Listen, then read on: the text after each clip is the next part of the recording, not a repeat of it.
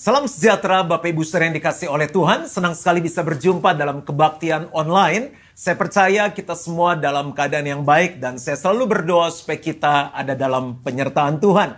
Berapa banyak yang siap untuk belajar firman Tuhan? Bolehkah sama-sama katakan amin? Hari ini saya akan menyampaikan firman Tuhan dengan tema dalam kesengsaraan. Kata lain dari sengsara adalah penderitaan. Mungkin kita bertanya-tanya, Pastor, apa nggak kurang nih kita lagi menderita saat ini disampaikan tentang sengsara. Justru saya menyampaikan firman Tuhan hari ini, supaya saat kita sedang mengalami sengsara atau penderitaan, kita bisa melihatnya dengan cara yang baik, kita bisa meresponi dengan benar, dan kita bisa melewatinya bersama dengan Tuhan, sehingga kita keluar sebagai pemenang. Nah, bicara mengenai penderitaan, sekarang nggak pandang bulu. Mulai dari yang nggak punya uang, yang banyak uang, yang cantik, yang ganteng, yang berpangkat, yang berpendidikan, semua mengalami sengsara. Kemana-mana harus pakai masker, kita mungkin takut, cemas, khawatir, aduh virusnya nih nular atau enggak ya. Lalu kita juga harus berdiam di rumah, berminggu-minggu. Mungkin biasa kita bisa pergi keluar kota, keluar negeri, pergi kemana yang kita mau. Tapi kita harus stay di rumah karena keadaan. Itu pun salah satu bentuk kesengsaraan. Mari kita lihat sama-sama firman Tuhan tentang kesengsaraan dalam Roma pasal yang kelima, ayat yang ketiga sampai dengan yang kelima.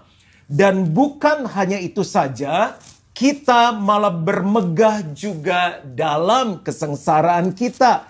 Karena kita tahu bahwa kesengsaraan itu menimbulkan ketekunan. Dan ketekunan menimbulkan tahan uji. Dan tahan uji menimbulkan pengharapan. Dan pengharapan tidak mengecewakan. Karena kasih Allah telah dicurahkan di dalam hati kita oleh Roh Kudus yang telah dikaruniakan kepada kita. Di sini ada kata sengsara. Nah, saya coba pelajari apa sih arti kesengsaraan dalam ayat ini. Apa yang dimaksudkan oleh firman Tuhan. Ternyata kesengsaraan punya arti seperti ini. Tekanan kebutuhan keuangan dan jasmania. Keadaan yang kurang menguntungkan, kesusahan, penyakit, penganiayaan, penyalahgunaan, dan kesepian. Jadi ini yang dimaksud dengan kesengsaraan. Lalu firman Tuhan mengatakan apa yang harus kita lakukan. Dikatakan begini, kita harus bermegah. Sampai para ahli Alkitab yang menafsirkan ayat ini bingung. Apa yang dimaksud oleh firman Tuhan? Apa yang dimaksudkan oleh Paulus ya? Orang lagi sengsara, orang lagi menderita, kok harus bermegah? Ternyata kata bermegah ini punya arti bangga dan bersukacita. Coba bayangin. Lagi sengsara, lagi menderita, harus bangga dan bersukacita. Coba deh kita visualisasikan. Kita punya teman, satu saat teman kita datang sama kita dengan semangat, sukacita dan bilang nih, bro, sis, aku mau cerita nih, aku lagi seneng banget. Hah? Kenapa? Lu lagi seneng kenapa? Aku lagi menderita, sengsara banget, terus aku bangga banget aku lagi sengsara. Kan aneh orang kayak gitu. Tapi firman Tuhan mengajarkan kepada kita bahwa kita harus bermegah. Kita harus bangga, kita harus bersukacita kalau sedang diizinkan dalam hidup kita yang namanya sengsara atau penderitaan. Nah, apa yang dimaksudkan oleh Paulus? Mengapa kita harus bermegah saat kita lagi menderita, saat kita lagi sengsara? Ternyata punya maksud yang luar biasa. Paulus bilang, karena penderitaan atau sengsara adalah salah satu berkat. Itu paket di dalam keselamatan. Lewat penderitaan, lewat sengsara, kita bisa lebih dekat kepada Tuhan. Kita bisa mengasihi Tuhan lebih dari sebelumnya. Kita bisa lebih sungguh-sungguh lagi. Bahkan saat kita menderita dan kita sengsara, kita bisa mengenal Tuhan lebih lagi. Kita bisa mengalami Tuhan lebih lagi. Jadi makanya dia bangga dan dia bersukacita. Coba bayangin Bapak Ibu Saudara. Lagi sengsara dia bilang, puji Tuhan. Terima kasih. Lagi sengsara dia bilang apa? Syukur padamu Tuhan. Tapi ini bagus. Karena ternyata penderitaan atau sengsara adalah satu paket dalam keselamatan. Di mana kita bisa mengalami Tuhan lagi. Kita bisa mengenal Tuhan lagi. Kita bisa mengasihi Tuhan lagi. Dan yang dimaksudkan oleh Paulus mengapa dia bermegah dalam penderitaan atau sengsara. Karena ternyata penderitaan atau sengsara adalah tahapan dalam pertumbuhan kita di dalam pengiringan kepada Tuhan. Saya ulangi sekali lagi, ternyata penderitaan atau sengsara adalah tahapan dalam pengiringan kita untuk bertumbuh di dalam Tuhan. Penderitaan atau sengsara membuat kita semakin berakar, bertumbuh, dan berbuah di dalam Tuhan. Kita ini kan anak dari Bapa di surga. Coba Bapak Ibu bayangkan kalau kita punya anak. Anak kita nggak pernah menderita, anak kita nggak pernah susah, anak kita nggak pernah yang ngalami namanya sengsara. Jadi minta apa aja selalu dapat. Papi, aku mau ini. Nih. Mami, aku mau ini. Nih. Tanpa bekerja, tanpa berusaha, aku mau sepatu baru. Nih, sepatu baru. Aku mau komputer. Nih, komputer. Aku perlu uang. Nih, uang. Jadi di sekolah pun dia nggak pernah ngalami yang namanya ujian atau tes. Nggak pernah ngerjain yang namanya PR. Nggak pernah ngerjain yang namanya project. Pokoknya sekolah datang cuma dengerin aja. Bangun pagi itu bagi anak-anak menderita. Boleh masuk sekolah jam berapa aja. Pulang kalau udah ngantuk silahkan pulang. Nggak usah tunggu bel pulang sekolah selesai. Bayangin kalau anak kita hidup nggak pernah ngalami yang namanya tantangan, penderitaan, sengsara. Mungkin dia akan tumbuh dewasa, dia nggak akan berakar kuat. Begitu tantangan datang, begitu kesulitan datang, dia akan goyah dalam kehidupan. Jadi kita sudah belajar sekarang kenapa firman Tuhan lewat Rasul Paulus mengajarkan kita perlu bermegah dalam penderitaan. Kita perlu bermegah dalam kesengsaraan. Karena itu membawa kita semakin mengasihi Tuhan, semakin mengenal Tuhan, semakin bertumbuh di dalam Tuhan. Hari ini saya mau sampaikan, di tengah penderitaan dan kesukaran kita, kalau kita percaya kepada Tuhan, kita sungguh-sungguh mau melewati proses ini bersama Tuhan, menikmatinya, mengizinkan hal ini terjadi dengan ucapan syukur, kita akan mengalami 3 berkat. 3 berkat saat kita melewati sengsara itu bersama dengan Tuhan. Apakah kita siap? Semuanya diambil dari firman Tuhan. Yang pertama, kesengsaraan akan menghasilkan dalam hidup kita yang namanya ketekunan. Kesengsaraan menghasilkan yang namanya ketekunan. Ini berkat yang pertama yang akan ada dalam hidup kita. Coba sama-sama katakan ketekunan. Sekali lagi, ketekunan. Kata lain dari ketekunan adalah rajin. Saya bacakan dulu ayatnya ya. Bahwa kesengsaraan itu menimbulkan ketekunan. Bahwa kesengsaraan itu menimbulkan ketekunan. Saya pelajari ada 2 arti ketekunan. Orang yang tekun itu yang pertama adalah berpegang teguh. Karena dia sengsara, dia jadi punya prinsip. Saya mau keuangan saya menjadi baik. Oleh karena itu saya mau tekun. Saya mau keluarga saya menjadi keluarga yang harmonis. Saya mau tekun. Saya mau hidup saya sehat, nggak sakit-sakitan, terpelihara dengan baik. Oleh karena itu saya mau tekun berolahraga. Saya mau jaga makan. Saya mau punya pola hidup yang sehat. Jadi orang yang tekun yang pertama adalah orang yang berpegang teguh. Tanpa seseorang punya pegangan yang teguh, prinsip yang teguh, orang itu nggak akan pernah bisa tekun. Justru dalam saat-saat kita mengalami sengsara, penderitaan, dimanapun, hampir di seluruh dunia orang mengalami sengsara dan penderitaan, milikilah sebuah prinsip pendirian yang teguh. Justru lewat kesengsaraan ini, aku mau semakin dekat sama Tuhan. Aku mau bertumbuh, aku mau mengenal Tuhan lebih lagi. Aku mau kembali sama Tuhan. Aku mau doa, aku mau baca firman, aku mau melekat sama Tuhan. Jadi ketekunan yang pertama punya arti berpegang teguh. Yang kedua adalah sungguh-sungguh. Kita perlu menyadari seringkali dalam keadaan yang baik kita nggak sungguh-sungguh. Doa, asal doa. Baca firman, asal baca firman. Kadang nggak konsentrasi.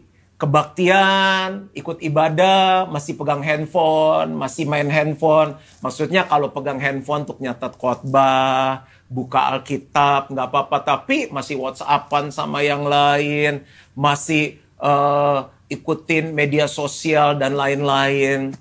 Kita ada di ibadah, tapi kita nggak sungguh-sungguh. Justru kesengsaraan yang Tuhan sedang izinkan ada dalam hidup kita akan melahirkan yang namanya ketekunan atau kerajinan. Kita menjadi orang yang berprinsip teguh, memegang kebenaran, dan kita melakukannya dengan sungguh-sungguh. Jangan sampai melewati krisis ini, kita keluar dari krisis ini, pandemi ini berlalu, kita menjadi orang yang tetap nggak punya prinsip yang teguh terhadap firman Tuhan, dan menjadi orang yang biasa-biasa dan tidak sungguh-sungguh. Saya berikan beberapa contoh untuk membuat kita bisa lebih mengerti pesan firman Tuhan ini. Papa saya bernama Wemogi, dia dulu bisnis rokok, distribusi rokok. Dan dia juga seorang perokok yang aktif. Nah, singkat kata, dia ketemu dengan Tuhan, dia bertobat, dia tinggalkan rokok, dan dia hidup dengan baik, menjadi anak Tuhan. Satu saat dia terkena penyakit jantung, dibawa ke dokter, dan dokter bilang harus dioperasi bypass. Karena ada 3 penyumbatan besar, dan kalau tidak dioperasi jantung di bypass, bisa mengakibatkan serangan jantung dan akibatnya fatal. Sehingga dilakukanlah bypass. Itu ada di tahun 1998. Dan papa saya cerita nggak enak sekali rasanya. Bukan hanya harus membayar operasi dengan biaya yang mahal, nggak punya asuransi kesehatan saat itu. Tapi dia bilang pasca operasi itu bekas yang dibelek itu butuh waktu pemulihan yang sangat lama. Mungkin saat itu teknologi kedokteran belum secanggih sekarang ini. Tapi yang saya perhatikan adalah pola hidupnya mulai berubah. Lewat kesengsaraan sakit yang dia alami, dia mulai punya sebuah prinsip berpegang teguh, aku mau hidup sehat. Dia pelajari firman Tuhan dan dia ikuti pola hidup sehat. Bukan hanya dia berhenti merokok, dia makan makanan yang sehat. Dia punya pantangan yang sangat banyak. Dia sangat berprinsip. Kita coba godain, Pak, cobain deh sekali-kali, gak apa-apa. Dia bilang gak mau. Kamu juga yang muda harus belajar. Jangan sampai menderita seperti Papa.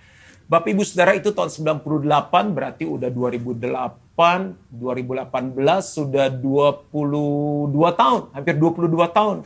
Tapi dia melakukan itu dengan sungguh-sungguh dan berprinsip. Papa mau hidup sehat. Dia berolahraga setiap hari, menjaga pola makannya. Bukan hanya itu, dia rutin check up setahun 2 kali. Dan setiap kali saya temani, dokter bilang hasilnya begini, fantastic, luar biasa, saya senang dengan hasil kamu.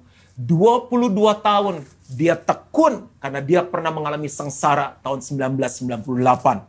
Saya waktu papa saya masih makan seenaknya, kita pernah mengalami masa-masa mungkin hampir setiap malam kita makan di luar. Makan sop buntut, nanti ke kafe di hotel, makan sop kambing, makan sate kambing. Tapi itu dulu sebelum sengsara. Kesengsaraan, penderitaan membuat dia tekun. Contoh yang lain. Papa saya seorang yang beragama, tapi dia belum mengalami lahir baru. Belum percaya sungguh-sungguh, bertobat sungguh-sungguh. Dan dia merasa dirinya seorang yang sukses. Ya sukses menurut ukuran dunia. Perusahaannya maju, punya uang. Kekristenan hanya sekedar agama di KTP-nya. Sehingga Tuhan itu sayang sekali mengambil apa yang menjadi fokus perhatian dari papa saya. Jadi diizinkan krisis ekonomi itu terjadi dalam keluarga kita. Sehingga semuanya habis dan papa saya harus mulai kembali dari bawah. Dan Tuhan izinkan anak-anak mengalami juga sengsara karena krisis ekonomi yang kita alami. Jadi mau sekolah harus berdoa, mau makan harus berdoa, nggak ada lagi yang namanya rekreasi, kemewahan, dan kita mengalami banyak kesulitan dalam hidup. Tapi di momen seperti itu, saya percaya Tuhan izinkan itu terjadi untuk saya bisa mengalami Tuhan secara pribadi. Sehingga saya mempelajari firman Tuhan, dan firman Tuhan mengatakan begini, aku mau memberkati kamu. Ya, berkat nggak selalu bicara tentang uang. Keselamatan itu berkat, kebahagiaan rumah tangga itu berkat. Tapi salah satunya adalah keuangan. Nah di area keuangan ini, saya bilang sama Tuhan, Saya mau hidupi semua firman Tuhan dan juga di area keuangan ini. Ini membuat saya memegang teguh prinsip-prinsip keuangan secara alkitabiah dan dengan sungguh-sungguh saya mempraktekkannya. Saya lahir baru tahun 1987, umur 14 tahun. Berarti sekarang mungkin sudah 97, 2007, 2017, sudah mungkin 33 tahun saya lahir baru. Saya nggak pernah absen sekalipun untuk melakukan prinsip keuangan dalam hidup saya. Karena saya pernah mengalami sengsara, pernah mengalami penderitaan. Dan saya pegang prinsip, saya mau mengalami berkat Tuhan dalam hidup saya. Setiap bulan saya tidak pernah absen, mulai dari saya lahir baru, mengembalikan yang namanya perpuluhan yang menjadi milik Tuhan. Saya lakukan yang namanya memberi, saya mencatat keuangan, saya mengatur keuangan, membayar tagihan tepat pada waktunya. Saya mulai mengelola, manage keuangan dengan baik. Saya mulai menabur kemana Tuhan gerakan hati kami untuk menabur. Menabur untuk misi, menabur untuk orang yang memerlukan pendidikan, menabur untuk orang yang sakit, dan lain sebagainya. Jadi kesengsaraan, penderitaan membuat kita bisa tekun, bersungguh-sungguh.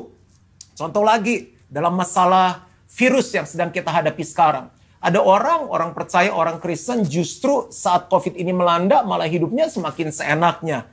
Nggak cari Tuhan dan lain-lain. Justru menurut saya kita harus punya prinsip. Terima kasih Tuhan. Kalau Tuhan izinkan sengsara ini terjadi, penderitaan ini terjadi, aku mau kembali kepada prinsip firman Tuhan. Aku mau tekun, aku mau sungguh-sungguh, aku mau mulai memuji Tuhan, menyembah Tuhan, berdoa, mau bangun mesbah dengan keluargaku. Aku mau baca firman, merenungkannya, mempelajarinya sampai aku mengerti. Ini saatnya aku belajar bersaksi, mungkin lewat WhatsApp, mungkin lewat media sosialku. Jadi harusnya kita manfaatkan sengsara atau penderitaan ini membuat kita menjadi pribadi yang tekun. Contoh satu lagi, ini yang terakhir. Waktu saya bertumbuh di dalam kekristenan, di era-era saat saya bertumbuh, saya melihat orang Kristen itu nggak semuanya bisa bersatu. Ada perpecahan di dalam tubuh Kristus, ada perpecahan di dalam gereja, antara satu hamba Tuhan dengan hamba Tuhan yang lain. Sehingga di hati saya bilang seperti ini. Karena saya itu melihat mereka sebagai figur, sebagai orang-orang yang saya kagumi. Saya bilang gini, itu bagi saya menderita sekali melihat persatuan itu dipecah belahkan. Saya memegang sebuah prinsip, kita harus bersatu. Karena Tuhan senang kita bersatu. Yesus masih berdoa sampai sekarang supaya kita semua bersatu. Dan saat kita bersatu, Tuhan perintahkan berkat kehidupan untuk selama-lamanya. Akhirnya saya menuliskan sebuah nilai yang sampai sekarang dihidupi oleh gereja kami, yaitu relationship atau family. Setiap tahun kami ajarkan ini. Dalam pertemuan-pertemuan dengan volunteers, dengan pemimpin, saya selalu mengulang-ulang, ingat ya, hubungan itu yang paling penting. Hubungan dengan Tuhan, hubungan dengan keluarga, hubungan dengan sesama. Kami nggak selalu melewati masa-masa yang mudah, tapi karena saya pernah sengsara melihat orang itu pecah, berantem, ribut, saya bilang enggak. Generasi kita harus tetap bersatu. Kita mungkin berbeda, tapi kita harus menerima perbedaan itu. Ya, saya pernah juga melakukan kesalahan, tapi sebisa mungkin saya bilang ini, saya minta maaf. Saya mohon diampuni, karena saya ingin kita bersatu kembali. Ini poin yang pertama. Ada berkat di dalam kesengsaraan atau penderitaan. Yaitu apa? Kesengsaraan menghasilkan ketekunan. Yang kedua, apakah kita siap dengan yang kedua? Kita lihat sama-sama. Ternyata ketekunan menghasilkan tahan uji. Ada ayatnya, masih di Roma pasal yang kelima tadi. Dan ketekunan menimbulkan tahan uji. Coba bilang sama-sama tahan uji. Bahasa Inggrisnya tahan uji adalah proven character. Karakter yang sudah terbukti. Bapak Ibu Saudara, karakter itu penting sekali. Banyak kali kita kecewa dengan seseorang, bukan karena skillnya, keahliannya, tapi karena karakternya. Hanya kesengsaraan yang bisa membuat orang tekun, dan ketekunan yang bisa menghasilkan apa? Karakter yang baik. Tahan uji. Nah, bicara mengenai tahan uji, itu saya temukan beberapa arti waktu saya pelajari firman Tuhan. Jadi Bapak Ibu Saudara, dengar baik-baik. Setelah pandemi ini berakhir, bahkan saat pandemi ini sedang berlangsung, Kita akan menjadi orang-orang yang tahan uji. Tahan uji yang pertama punya arti gini, punya daya tahan. Firman Tuhan bilang hari-hari akan semakin jahat. Kita nggak tahu apakah pandemi ini yang terakhir. Mungkin ada goncangan lain yang akan terjadi. Karena firman Tuhan bilang segala sesuatu yang dapat digoncangkan akan tergoncangkan. Tapi jemaat Gilgal, kita sebagai orang percaya akan punya daya tahan. Itu yang pertama. Kesengsaraan membuat kita punya daya tahan. Yang kedua, tahan uji punya arti kita menjadi dewasa. Bapak Ibu Saudara, kalau kita mau menikah kan kita mau cari calon kita yang dewasa ya. Kalau kita mau hire orang, mempekerjakan orang di perusahaan kita pengen orang yang dewasa. Demikian juga Tuhan. Tuhan mau kita bertumbuh dewasa. Nah, dewasa punya arti begini, bagaimana kita bereaksi menghadapi keadaan. Bagaimana kita bereaksi menghadapi keadaan. Orang yang sudah mengalami yang namanya sengsara, mengalami yang namanya penderitaan, sulit lagi untuk sombong, sulit lagi untuk jadi anak-anak. Karena kesulitan hidup menempa dia menjadi dewasa. Dewasa bicara mengenai cara berpikirnya. Cara berpikirnya dewasa. Jadi serupa dengan Yesus, serupa dengan firman Tuhan. Cara berkata-katanya juga dewasa. Nggak lagi seenaknya, nggak lagi nyakitin orang, nggak lagi angkuh, nggak lagi sombong, tapi penuh dengan kerendahan hati. Cara bertindaknya serupa dengan Kristus. Dia selalu memikirkan, kalau Yesus jadi saya, apa yang Yesus akan lakukan. Jadi bicara mengenai tahan uji, pertama adalah punya daya tahan. Yang kedua, orang itu menjadi dewasa. Yang ketiga, orang itu menjadi soleh. Jadi dari tahan uji keluar kata yang namanya soleh atau saleh. Saleh bahasa Inggrisnya adalah godly. Bahasa Indonesia adalah menjadi orang yang beribadah. Kita jangan pikir orang yang datang ke gereja tiap minggu rajin, bawa Alkitab, duduk, nggak pernah terlambat, puji-pujian, dengar firman, ngasih persembahan dan pulang adalah orang beribadah. Enggak. Justru dilihat bukan hanya hari minggunya selama 1 atau 2 jam, tapi Senin sampai Sabtu. Selain dia ke gereja, apakah hidupnya beribadah? Di keluarga, di kantor, dimanapun dia berada. Ternyata orang beribadah punya definisi seperti gini. Orang soleh punya definisi seperti ini. Orang itu menyadari segala sesuatu adalah dari dia, oleh dia, dan kepada dia. Bagi dialah kemuliaan sampai selama-lamanya. Saya ulangi sekali lagi. Orang soleh atau orang yang beribadah adalah orang yang menyadari segala sesuatu. Kepintarannya, bisnisnya, kekayaannya, kehebatannya adalah dari Tuhan. Dan oleh Tuhan. Dan bagi Tuhan segala kemuliaan. Saya coba jelaskan sedikit. Orang kalau udah melewati kesengsaraan, orang kalau udah lewati penderitaan, dia menjadi soleh. Dia menjadi soleh. Artinya dia nggak berpikir semuanya karena aku. Tapi semuanya dari Tuhan. Orang yang soleh menyadari semuanya dari Tuhan. Oleh karenanya dia sering sekali bersyukur. Dia sering sekali berdoa. Dia selalu bilang, Tuhan, di luar Engkau aku gak bisa buat apa-apa. Pagi ini sebelum aku sekolah, sebelum aku ke kantor, sebelum aku menjalankan aktivitas apapun, aku minta pimpinanmu. Di luar Engkau aku gak bisa buat apa-apa. Dia selalu bersyukur. Dia selalu memuji dan menyembah Tuhan. Lalu yang berikutnya orang soleh adalah orang yang menyadari segala sesuatu adalah oleh dia. Jadi bukan karena kuat dan gagah kita, tapi karena Tuhan. Dia melakukannya semua dengan firman Tuhan. Udah gak pakai cara yang macam-macam. Tipu kiri, tipu kanan, makan teman, semuanya dimakan. Ngejilat, tapi dia lakukan yang sesuai dengan firman Tuhan. Dan yang luar biasa adalah segala sesuatu adalah kepada dia. Bagi dia segala kemuliaan. Kalau dulu kita nggak ngalami sengsara, penderitaan, bukan hanya sombong. Ya aku sukses buat aku cari uang buat aku terkenal buat aku. Tapi sekarang pola berpikirnya beda. Dia bilang, kalau aku sukses, ini semua untuk Tuhan. Kalau aku diberkati, aku kembalikan segala kemuliaan untuk Tuhan. Kalau aku terkenal, aku dicari oleh orang, aku diperlukan oleh orang, aku kembalikan segala kemuliaan hanya bagi Tuhan. Dia menjadi orang yang manis, orang yang rendah hati. Itu karena penderitaan. Dan yang berikutnya, orang yang tahan uji bukan hanya dia punya daya tahan, dewasa, saleh, tapi orang itu menjadi orang yang tulus. Tulus itu sincere. Tulus punya arti gini, yang di dalam dan di luar sama. Nggak ada lagi kemunafikan. Kesengsaraan, penderitaan membuat orang menjadi tulus. Sehingga manfaatkan momen-momen seperti ini untuk kita menguji hati kita. Tuhan, Aku tulus nggak ya? Di luar sama di dalam tuh sama atau enggak ya? Dan yang berikutnya adalah tahan uji bicara mengenai motivasinya benar. Orang yang udah lewat sengsara, lewat penderitaan, bukan hanya menjadi tekun, tapi menjadi tahan uji. Tahan uji bicara mengenai gini, motivasinya benar. Dia lakukan semua karena mengasihi Tuhan.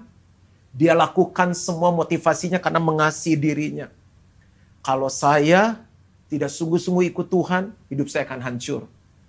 Hidup saya ini penuh dengan potensi dan saya pakai untuk memuliakan Tuhan. Diri sendiri termasuk keluarga. Dia lakukan semua karena dia mengasihi keluarganya. Ada orang yang udah sukses, dia lupa keluarga. Dia bisa pacaran lagi sama yang lain. Bisa menikah lagi. Bisa punya simpanan lagi. Nakal di mana-mana. Orang itu nggak punya motivasi yang benar. Dan yang terakhir, motivasi yang benar adalah mengasihi sesama. Mengasihi Tuhan, mengasihi diri sendiri, mengasihi keluarga, dan mengasihi sesama. Dia selalu ada untuk berbagi. Aku diberkati untuk memberkati orang lain. Aku disembuhkan untuk mendoakan orang lain supaya sembuh. Aku dipulihkan untuk aku memulihkan orang lain. Itu orang yang sudah melewati penderitaan atau kesengsaraan. Dan yang terakhir tentang tahan uji. Tahan uji punya arti dapat diandalkan. Bapak Ibu Saudara, sulit mengandalkan orang yang gak pernah melewati sengsara atau melewati yang namanya penderitaan. Kalau hidupnya selalu senang, selalu happy, begitu ada goncangan, tantangan yang kuat, dia akan terkapar. Justru kalau kita sedang mengalami saat-saat seperti ini, Tuhan sedang siapkan kita menjadi pribadi yang dapat diandalkan. Karena Tuhan mau percayakan hal-hal yang besar dalam kehidupan kita. Yang percaya, katakan amin. Saya simpulkan poin yang kedua. Jadi kalau yang pertama, berkat dari kesengsaraan adalah ketekunan. Itu yang pertama. Yang kedua, ketekunan menghasilkan tahan uji. Tahan uji punya beberapa arti. Arti tahan uji yang pertama adalah punya daya tahan. Yang kedua adalah dewasa.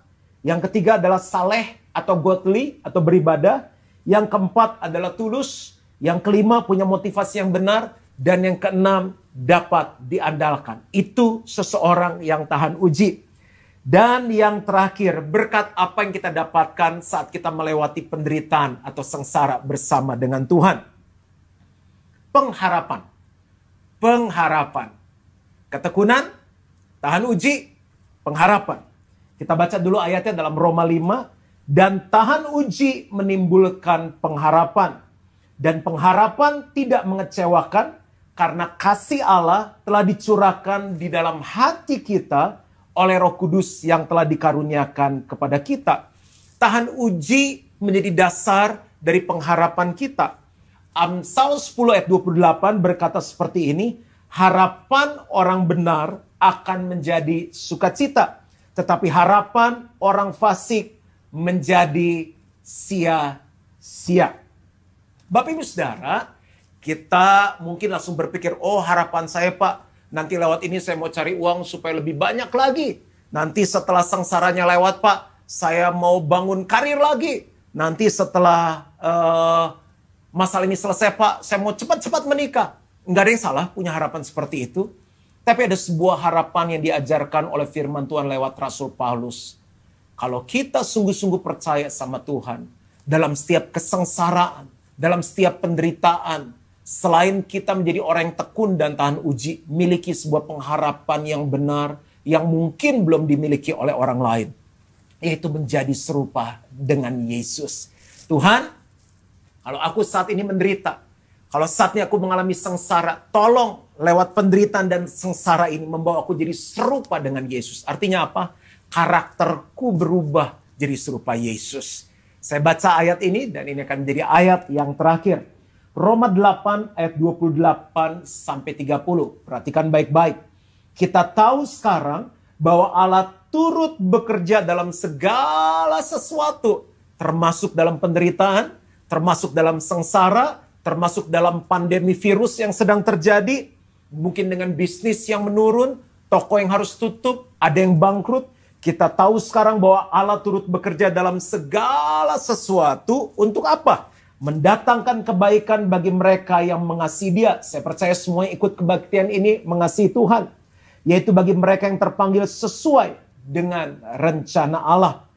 Sebab semua orang yang dipilihnya dari semula, mereka juga ditentukannya dari semula untuk menjadi serupa dengan gambaran anaknya. Siapa nama anak Allah? Yesus. Kita ditentukan untuk jadi serupa dengan Yesus. Supaya Yesus anaknya itu menjadi yang sulung di antara banyak saudara. Ayat ke-30. Dan mereka yang ditentukannya dari semula, mereka itu juga dipanggilnya. Dan mereka yang dipanggilnya, mereka itu juga dibenarkannya. Dan mereka yang dibenarkannya, mereka itu juga dimuliakannya.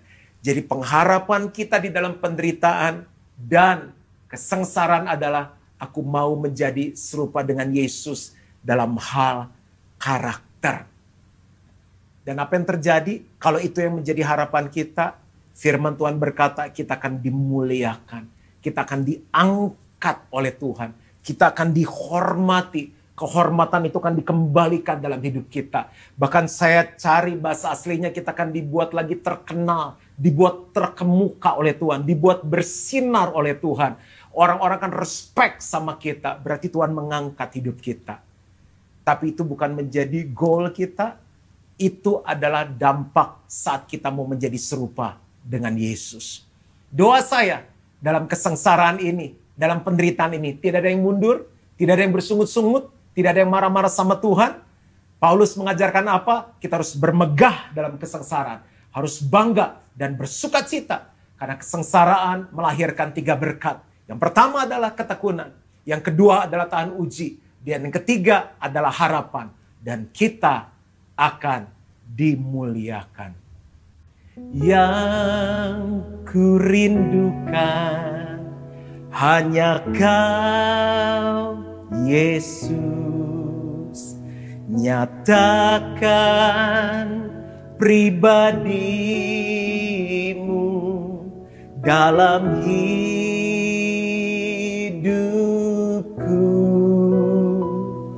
Yang kudambakan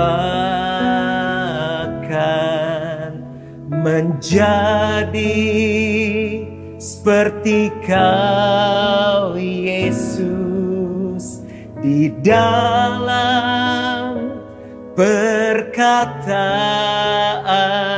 pikiran, perbuatan,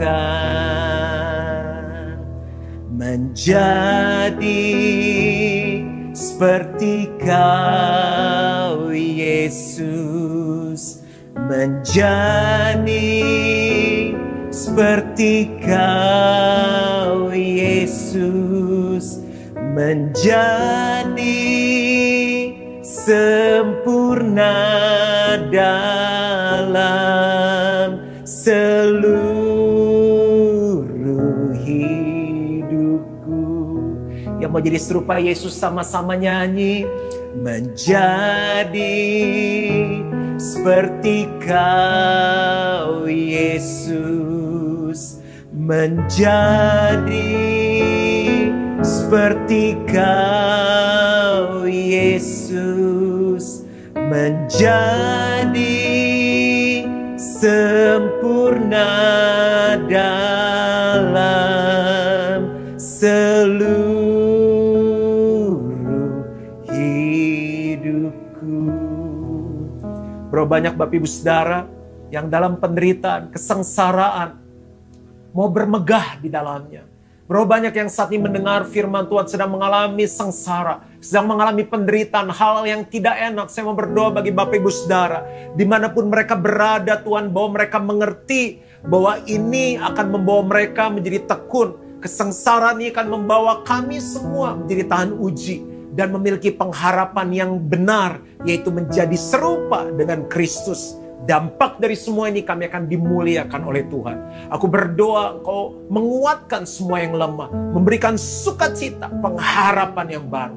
Aku lepaskan berkat Allah mengalir kepada semua yang sedang mengikuti ibadah online ini di dalam nama Tuhan Yesus. Dan semua yang percaya sama-sama katakan, Amin.